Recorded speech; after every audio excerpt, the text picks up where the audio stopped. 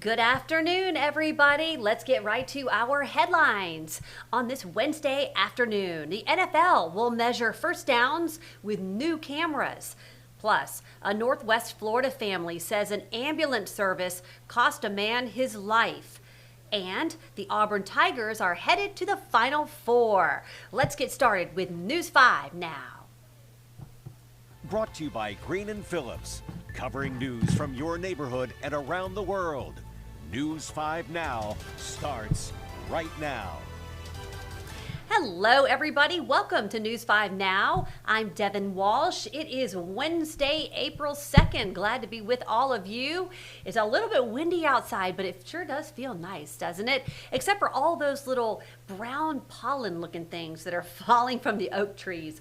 I swept my entire driveway last night, came out this morning, and they are all back. So no point in sweeping your driveway for another week or so until all of those drop, because they are a mess and all that pollen. But I digress. I do love all the flowers and all the new spring growth. Let's get started with our big stories at this hour. And this one, number 5, has to do with the NFL. The NFL is ditching the chain crews, opting to use cameras to measure first downs. Sony's Hawkeye technology will be used at all 30 venues that currently host NFL games. This includes 6 8K cameras for accurate tracking of where the ball is. Officials say this will help save time during the games. Number 4, the clock is ticking for Alabama lawmakers to decide whether to renew a bill that makes overtime exempt from state taxes. If it's not renewed, the overtime tax exemption would expire on June 30th. Representative Anthony Daniels filed a bill to make the tax cut permanent. The bill will first be taken up in the Ways and Means Committee in the House. Number 3, a family in Northwest Florida says a loved one died needlessly, saying an ambulance arrived at their home, left, and returned minutes later when it was too late. Michael Clements and his stepfather Philip Odom were cleaning debris caused by Sunday's storms when Odom collapsed. Clements then went to his neighbors for help.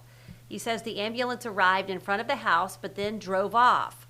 Officials with the Escambia County EMS say the crew left because people were shouting obscenities and acting aggressively, which made the crew concerned for their safety. Odom stopped breathing 10 minutes after the ambulance was called.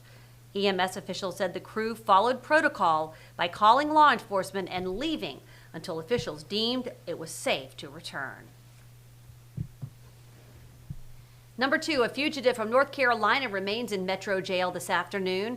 Marshawn Robinson was arrested yesterday following a chase down I-65 that ended in Creola on Dead Lake Road. Robinson was wanted for kidnapping, rape, burglary, and assault after police in Raleigh say he broke into a woman's house last weekend and sexually assaulted her. He will be sent back to North Carolina to face those charges. And number 1, the Auburn Tigers are hitting the road on the way to Texas for their appearance in the Final Four. The basketball team left Auburn just before noon, bound for San Antonio, where they will face the Florida Gators in the Alamo Dome. If you missed it, you can watch the Tigers leave Neville Arena in an archive live stream on WKRG's Facebook page. There was definitely a big crowd out there. That's exciting. You can watch Auburn in the Final Four on Saturday at 5 right here on WKRG. And that is a look at our big stories at this hour. Okay, now we're going to move to our question of the day, and I think it's a great one. Here we go. Ready? It is this: should artificial intelligence be included in public education? Should artificial intelligence be included in public education? Let's see what you guys think about that. They should teach the history of John Connor. He's been telling us about AI for nearly 40 years.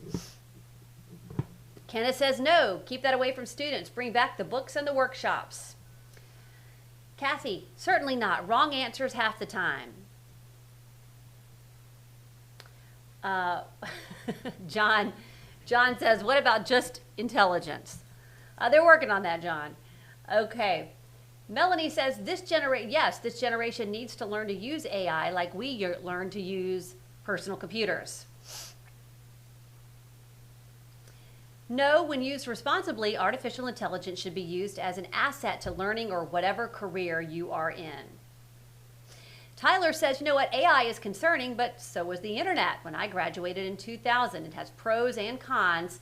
Not using AI in education is a bad move. The next generation will be using it whether we like it or not.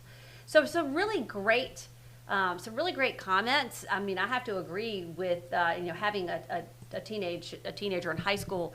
AI is there, and the kids are trying to use it. And I'm always telling him, don't use AI, don't use ChatGPT, because that would be considered plagiarism.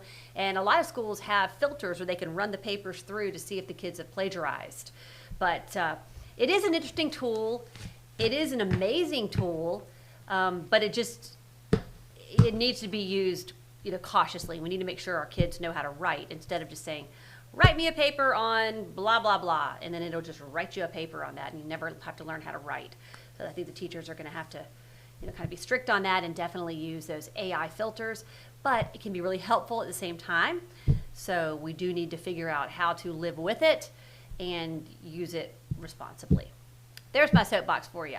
All right, because if we're not teaching it in school, trust me, the kids all know about it. Okay, let's get to our question of the day, and this has to do with the MLB, and we're talking about the kind of bats they use. Should torpedo bats be illegal in Major League Baseball? What you think? Yes or no? Apparently these are bigger. They allow a person to hit a home run better. They're just really, state-of-the-art baseball bats. Let's see. Catherine says the MLB has already inspected and improved them. Teams just need to get on board with their own and stop whining. Don says if the league is fine with it, so should everyone else be fine with it. If it's approved by the MLB, everybody's allowed. I don't see why not.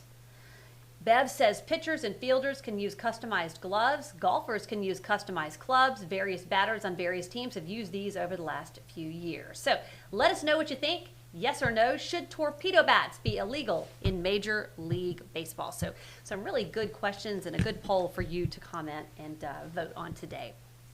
All right, everybody, that's going to do it for me, but don't forget, you got a few more hours if you want to comment or vote in our poll of the day. You can do that on WKRG's Facebook page or on WKRG.com. Thank you so much for joining me for News 5 Now. I'm Devin Walsh. I'll see you back tonight for WKRG News 5 at 5. Covering news from your neighborhood and around the world. You are watching News 5 Now, brought to you by Green & Phillips.